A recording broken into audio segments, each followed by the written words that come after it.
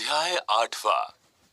वृद्धावस्था में तीन बातें मृत्यु के समान और कष्टदायी होती हैं।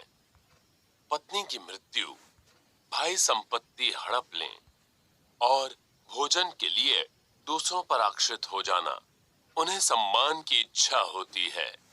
अधमा धनमिच्छन्ति धनम मानम च मध्यमा उत्तमा मानमिच्छन्ति मानो ही महताम धनम। धन की चर्चा करते हुए आचार्य चाणक्य कहते हैं कि अधम व्यक्ति धन की इच्छा करते हैं, मध्यम धन और मान चाहते हैं, किंतु उत्तम केवल मान चाहते हैं। महापुरुषों का धन मान ही है। एक अधम व्यक्ति हमेशा धन की इच्छा ही करता है। एक आक्सत व्यक्ति हमेशा धन प्राप्ति की जुगत में ही लगा रहता है। इसके लिए वह किसी भी हद तक जा सकता है। एक औसत व्यक्ति धन तो पाना चाहता है, लेकिन इसके लिए वह अपने आत्मसम्मान को दांव पर नहीं लगा सकता है। वह अपनी मेहनत के परिणाम से खुश रहता है। उसकी इच्छा धन प्राप्ति के साथ सम्मान प्राप्ति की भी होती है। एक महान व्यक्ति के लिए अच्छा नाम ही उसकी एकमात्र इच्छा होती है। वह धन के प्रति आकर्षित नहीं होता है, इसलिए उसे समाज में सम्मान की प्राप्ति होती है। अच्छे कामों के लिए सब समय सही। इक्षुराप पयोमूलम तांबूलम फलमोषधम भक्षयित्वापि कर्तव्या स्नान दानादिका क्रिया। आचार्य चाणक्य स्नान व दान के लिए किसी वर्जन या समय की बाध्यता न मानते हुए कहते हैं कि इक, जल, दूध, मूल, पान, फल और औषधि को खा लेने के बाद भी स्नान व दान आदि कार्य किए जा सकते हैं। अपने शरीर का शुद्धिकरण और परोपकार संबंधी निर्णय कभी भी लिए जा सकते हैं। भले ही आपने कुछ खा पी लिया है, इसके बावजूद अच्छे कार्यों के लिए सारा समय अनुकूल रहता है। भोजन की गुणवत्ता परोसने के तरीके पर निर्भर करती है। दीपो भक्षयते ध्वांतम कज्जलम च प्रसूयते यदनम भक्षये नित्यम जायते तादृशी प्रजा। अन्न तथा मन की चर्चा करते हुए आचार्य चाणक्य कहते हैं कि दीपक अंधकार को खाता है और काजल पैदा करता है। अतः जो नित्य जैसा अन्न खाता है, वह वैसी ही संतान को जन्म देता है। दिया अंधेरे को खाता है और काजल को जन्म देता है। इसी प्रकार से आप जो कुछ भी खाते हैं, उसका आपके होने वाले बच्चे पर प्रभाव पड़ता है। आप जो खाना खा रहे हैं, अगर वह शुद्ध है तो आपका पुत्र पवित्र होगा।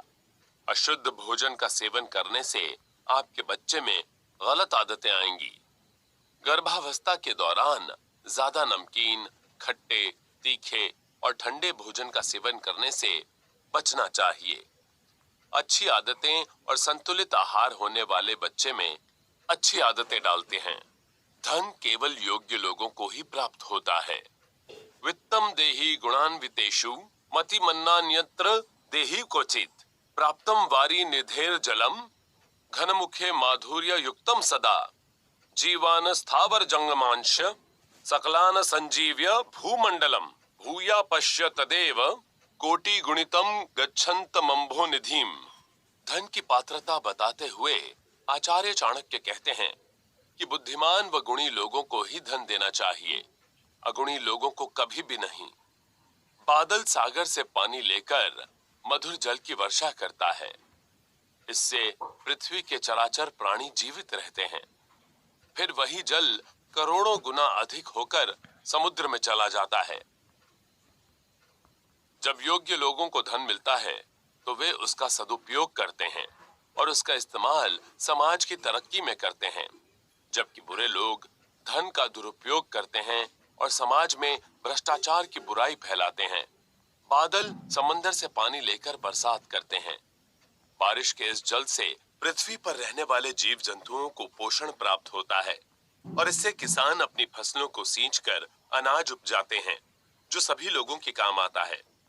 बरसात का यह पानी फिर से समंदर में और नदियों में चला जाता है। जब अच्छे लोगों के पास धन होता है तो वे उसका इस्तेमाल लोगों की भलाई के लिए करते हैं। विदेशी आक्रमणकर्ता सबसे खराब है। चांडालानाम सहस्त्रे च सूरिभिस्त तद्वदर्शिभिः एको ही यवनः प्रोक्तो न नीचो यवनात् परः। विद्वानों का ऐसा मानना है कि विदेशी आक्रमणकर्ता हजारों नीच कुल में उत्पन्न लोगों से बढ़कर नीच हैं। ऐसा आक्रमणकारी सबसे निकृष्ट प्राणी होता है। विदेशी आक्रमणकर्ता मानवता के सबसे बड़े दुश्मन हैं। उनका कोई धर्म नहीं होता है। वे शहरों पर आक्रमण करते हैं और उनको नष्ट कर देते हैं। वे क्रूरता पूर्वक मनुष्य की हत्या कर देते हैं और उनकी स्त्रियों को बंदी बना लेते हैं। बिना किसी नियम कानून को माने लोगों को यंत्रणा देना ही उनकी प्रमुख गतिविधि होती है। इस श्लोक में आचार्य चाणक्य आर्यों की सेना को विदेशी आक्रमणकारियों से लड़ने को प्रेरित कर रहे हैं। स्नान का महत्व। तैलाभ्यंगे चिता धूमे मैथुने क्षौर कर्मिणी तावद भवति चांडालो यावत स्नानम न चाचरेत। स्नान करके ही व्यक्ति पवित्र होता है, वरना वह शूद्र है। इसी को स्पष्ट करते हुए आचार्य चाणक्य कहते हैं कि शरीर पर तेल लगाने पर, चिता का धुआं लगने पर, मैथुन करने पर तथा बाल कटवाने पर जब तक मनुष्य स्नान नहीं कर लेता तब तक वह अपवित्र होता है। इन सारी गतिविधियों के बाद स्त्री पुरुष दोनों को सर्वप्रथम स्नान करना चाहिए। उसके बाद ही कोई काम करना चाहिए। नहाने से ताजगी आ जाती है। तेल की मालिश के बाद स्नान न करना स्वास्थ्य के लिए प्रतिकूल होता है। यौन संबंध के बाद स्त्री पुरुष दोनों को स्नान करना चाहिए। बाल कटवाने के बाद भी स्नान करना चाहिए, अन्यथा व्यक्ति स्वच्छ नहीं होता। स्नान से ताजगी मिलती है और वह स्वास्थ्यकर होता है। पानी अमृत के समान। अजीर्णे भेषजम वारी जीर्णे वारी बलप्रदम भोजने चामृतम वारी भोजनांते विषप्रदम। जल की गुणवत्ता बताते हुए आचार्य चाणक्य कहते हैं कि भोजन न पचने पर जल औषधि के समान होता है। भोजन करते समय जल अमृत और संतोष की प्राथमिकता सत्ता स्थापित करते हुए कहते हैं कि क्रोध यमराज है, पानी तृष्णा वैतरणी नदी है, विद्या कामधेनु है और संतोष नंदन वन है। पानी पीना किसी भी व्यक्ति का सबसे बड़ा शत्रु उसका क्रोध है। करने के बाद प्रत्येक व्यक्ति को इससे ऐसे ही भयभीत होना चाहिए जैसे वह मृत्यु के देवता यमराज से भयभीत होता है। पानी का सेवन न करे। जो अपने क्रोध पर नियंत्रण नहीं कर पाता है वह समाज में अपना सम्मान और स्थान को खो देता है। ज्ञान तो नरहा लालच वैतरण नदी एक पौराणिक नदी की तरह है। संसार में रहते हुए व्यक्ति के मन में एक नदी सी चलती रहती है। वह नदी उसका लालच है।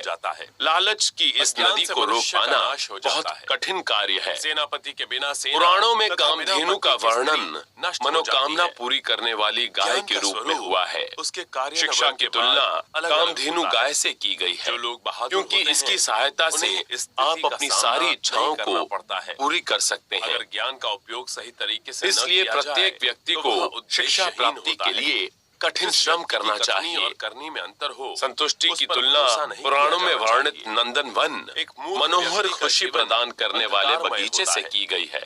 सेना एक संतुष्ट व्यक्ति हमेशा अभूतपूर्व खुशी का अनुभव करता है। की सेना को गुणों से रूप बढ़ता है और अच्छे व्यवहार से परिवार का सम्मान। परिवार में एक गुणो भूषयते रूपम शिलम भूषयते कुलम सिद्धिर भूषयते विद्याम भोगो भूषयते धनम। जीवन बेकार। आचार्य चाणक्य कहते हैं कि गुण से रूप की शोभा बढ़ती है, सदाचार से कुल की, योग्यता से विद्या की तथा भोगने से धन की शोभा बढ़ती है।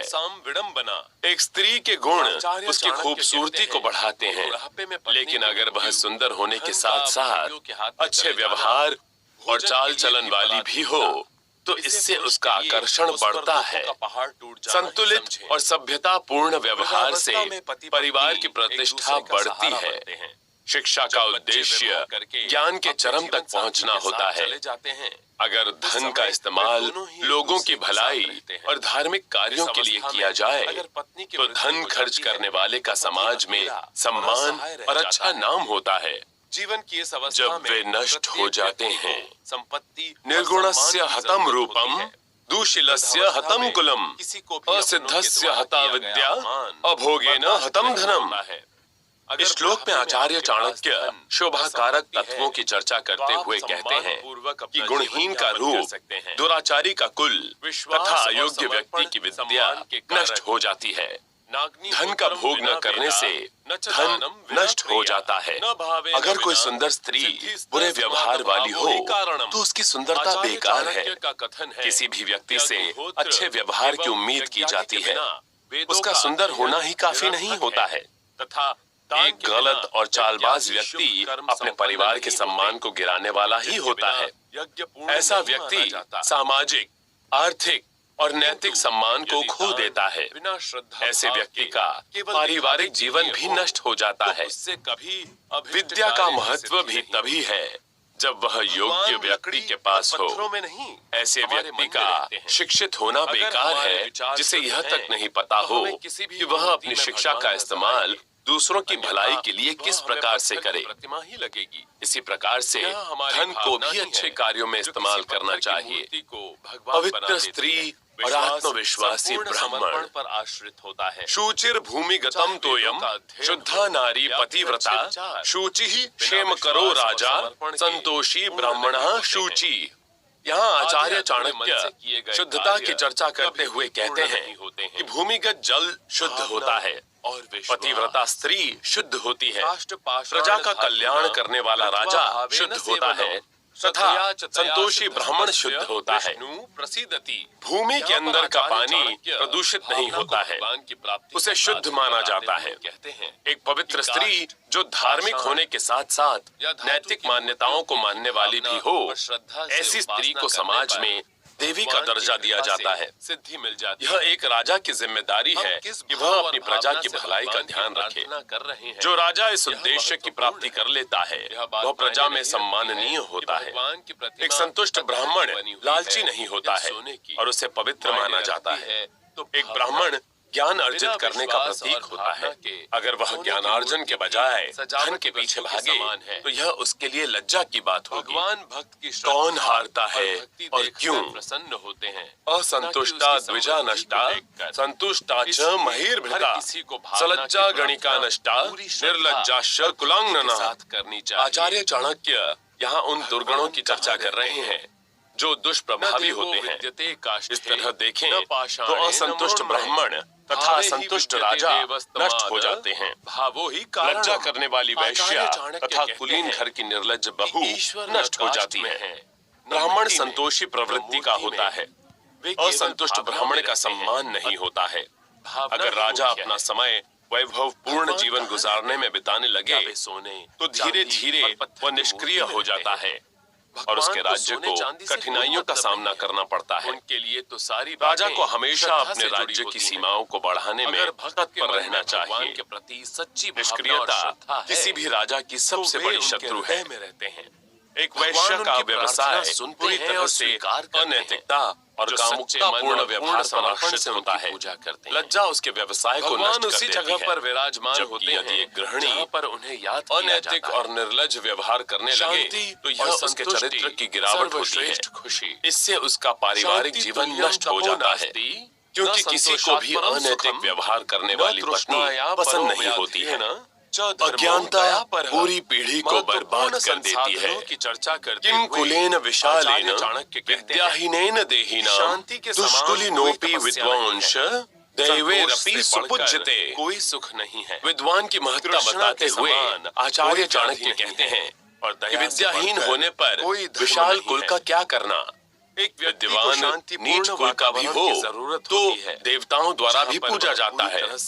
परिवार की प्रतिष्ठा परिवार के सदस्यों के शिक्षित होने पर निर्भर करती है। एक बड़े परिवार में भी अशिक्षा पारिवारिक पतन का कारण बनती है। संतोषी व्यक्ति ऐसे परिवार को समाज में सम्मान की दृष्टि से नहीं देखा जाता है। एक विद्वान अपने गुणों के कारण सम्मानी है। अपने आप में ऐसी आदत को विकसित करना भी एक तरह की तपस्या है। जब आप अपनी तुलना दूसरों से करना बंद कर देते हैं तो आप एक प्रकार की शांति और संतोष का अनुभव करते हैं। लालच की कोई सीमा नहीं है। जब एक लालच की संतुष्टि होती है तो उसका स्थान दूसरी इच्छा ले लेती है। यह एक किस्म की बीमारी है। इससे सिर्फ महान लोग ही बचे हुए हैं। दूसरों के लिए अच्छा सोचना और उसकी मदद करना ही सच्चा धर्म है। मनुष्य की सेवा करना भगवान की सेवा करना है। क्रोध यमराज, मृत्यु के देवता के समान।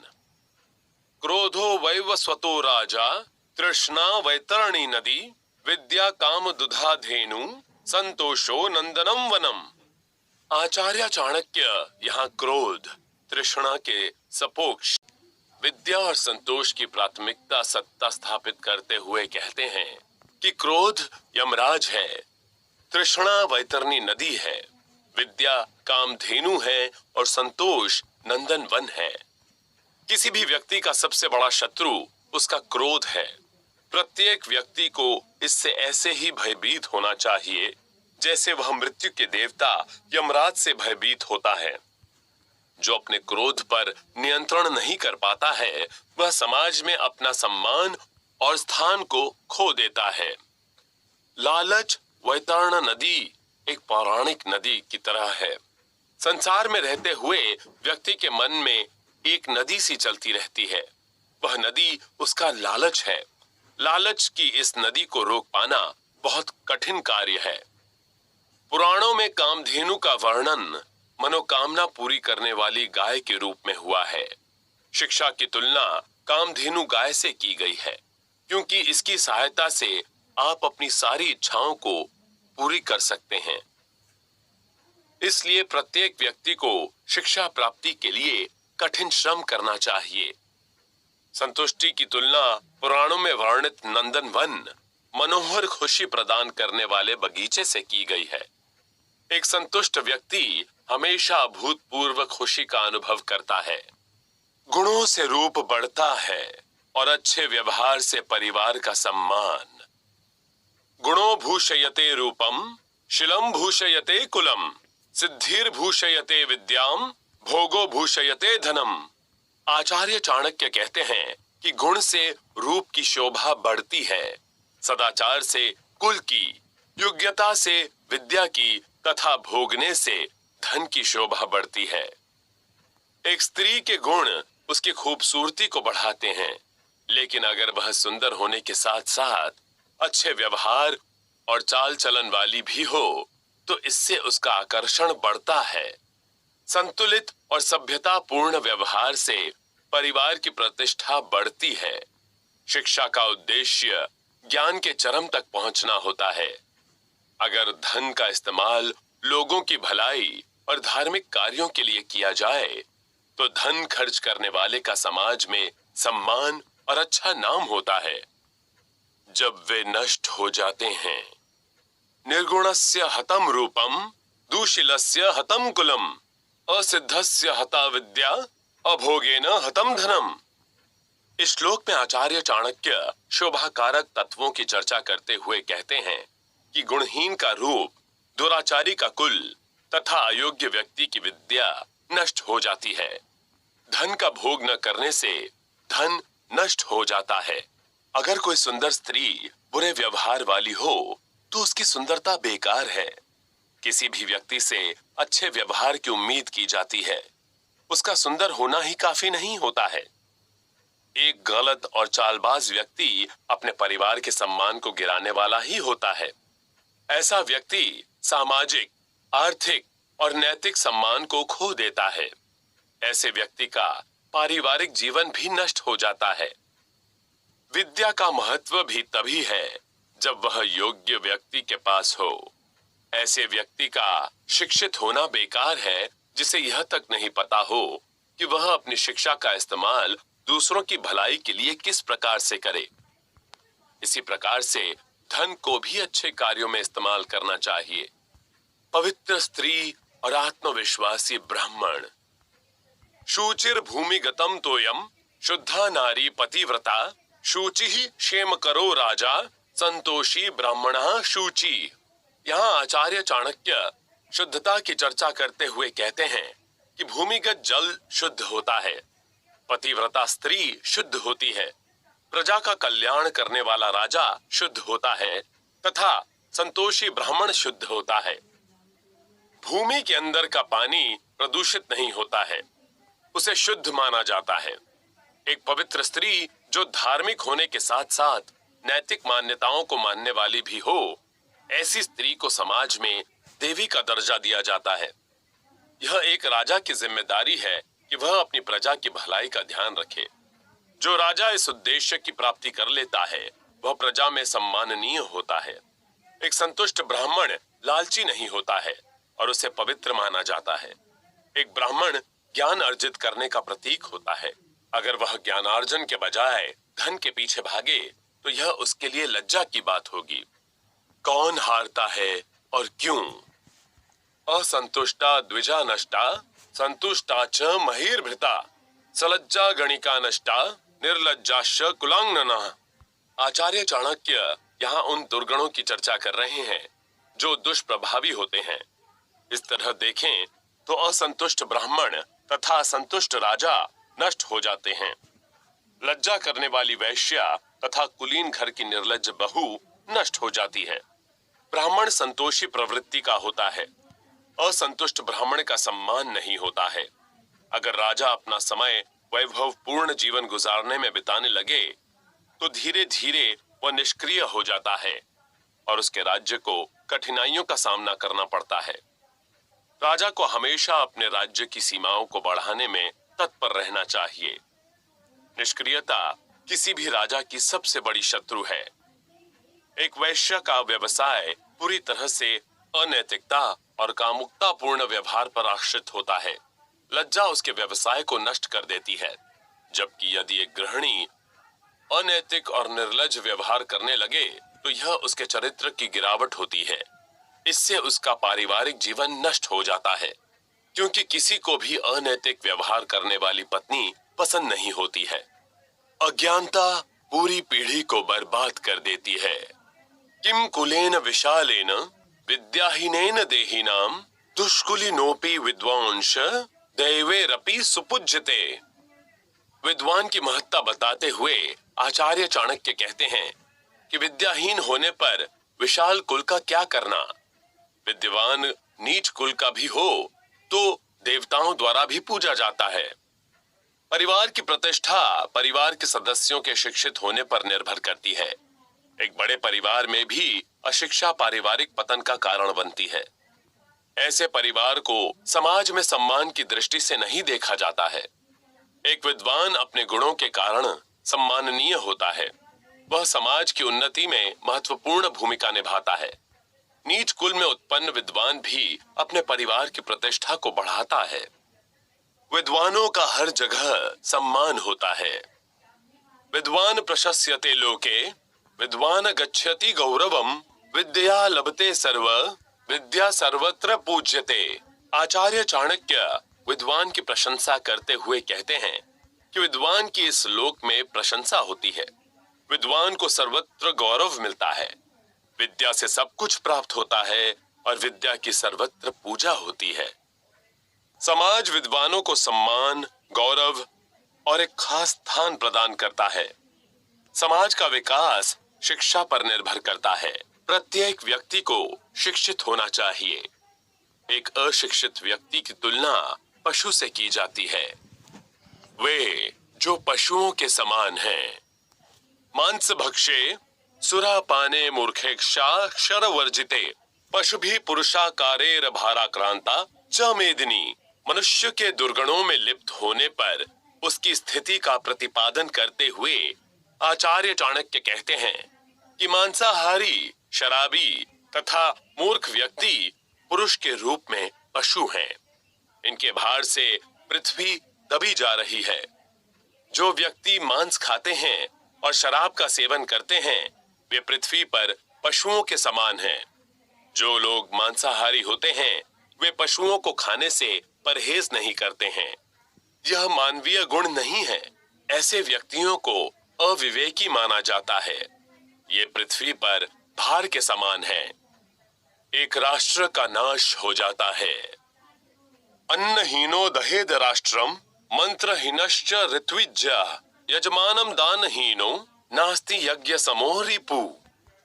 आचार्य चाणक्य हानिप्रद कारणों की चर्चा करते हुए कहते हैं कि अन्नहीन राजा राष्ट्र को नष्ट कर देता है। मंत्रहीन ऋत्विज तथा दान न देने वाला यजमान भी राष्ट्र को नष्ट कर देते हैं।